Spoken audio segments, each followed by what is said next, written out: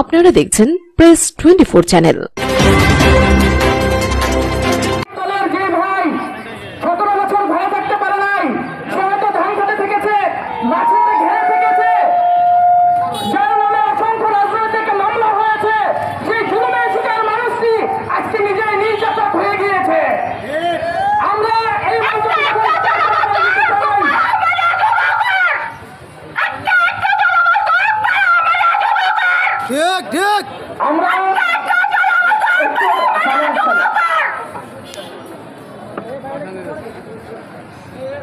আমরা পরিষ্কার বলে দিতে চাই, না বিএনপি, না জামাত, না এনসিপি, না নতুন কোন রাজনৈতিক দল কাউকে এই বাংলাদেশে আর ফেসিস্ট হইতে দেওয়া যাবে না। আমরা হইতে দেব না। হয় বাংলাদেশ জনগণের হবে, না হলে আমাদের লাশের উপর দিয়ে আরো একটি সফল অভ্যুত্থান সম্পন্ন হবে। আমরা অভ্যুত্থান করে ঘরে ফিরে যাই নাই, মনে রাখতে হবে আমরা ট্রেন ছেড়েছি, ট্রেন এখনো ঘরে ফিরে নাই। এ পর্যায়ে আমাদের সঙ্গে একাত্মতা পোষণ করে বক্তব্য রাখবেন ময়মনসিংহ শিক্ষক ফোরামের অন্যতম প্রতিনিধি এস এম রায়হান। বক্তব্য রাখবেন এস এম রায়হান।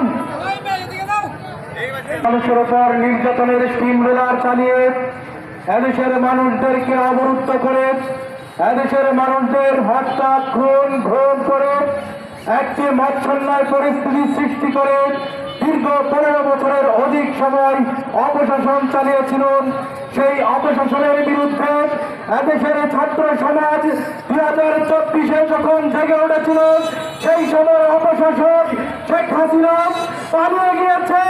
সেই পালানোর পর বাংলাদেশের ছাত্র সমাজ ভেবেছিল একটি নতুন বাংলাদেশের সূচনা হবে, কিন্তু আমরা দেখলাম 2024-এর 5 আগস্টের পরে আরেকটি দল তাদেরকে সেই অপশাসনের ধারাবাহিকতা বজায় রাখতে তারা চাঁদাবাজ হয়ে উঠেছে। তারা হত্যা লুণ্ঠনের অরাজক পরিস্থিতি সৃষ্টি করেছে। আমরা বলে দিতে চাই, আমরা 24-এর ছাত্র জনতা এখনো সজাগ আছে।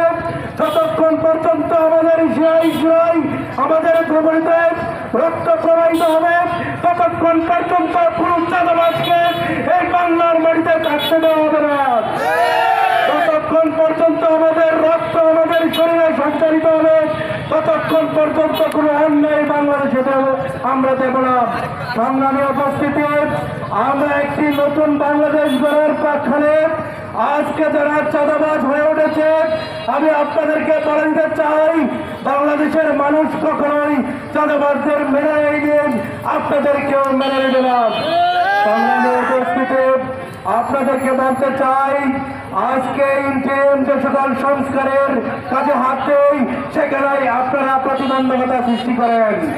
আমরা তো এমন ভাবছিলাম না যে আপনাদের মাধ্যমে ভেবেছিলাম আপনারা একটি দল হিসেবে ইন্টারিমের যে সকল কার্যক্রম বাংলাদেশের ছাত্র জনতা চেয়েছিল, সে সকল কার্যক্রমের সহমর্মিতা জানাবেন, কিন্তু আপনারা প্রতিবন্ধকতা সৃষ্টি করে যাচ্ছেন।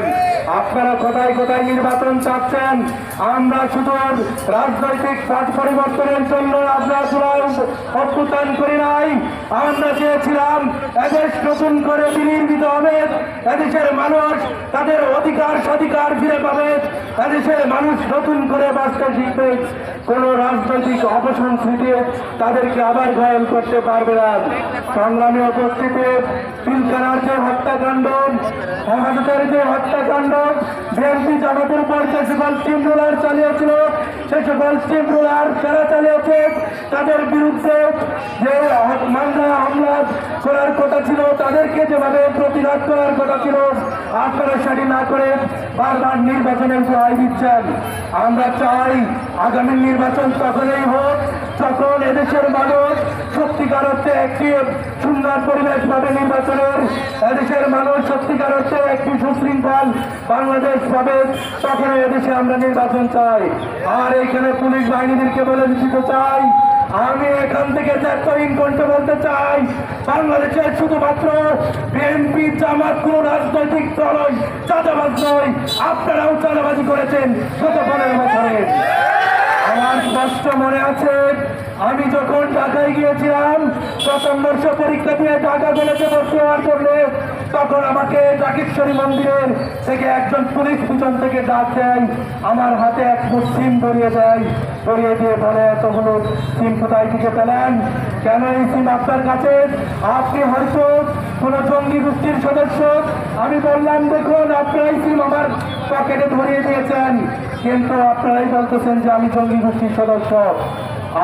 আমাকে গাড়িতে ওঠানো হলো, তারপরে একজন পুলিশ বলল, আমাদেরকে যদি 10,000 টাকা দেন তাহলে আপনাকে ছাড়া হবে। এই যে পুলিশ বাহিনী, আপনাদেরকে বলতে চাই, এই 5ই আগস্টের পরে কোন ধরনের চাঁদাবাজি যদি আপনারা করেন, আমরা ছাত্র জনতা সেই চাঁদাবাজ হিসেবে আপনাদেরকে বাংলার মাটি থেকে প্রতিহত করব।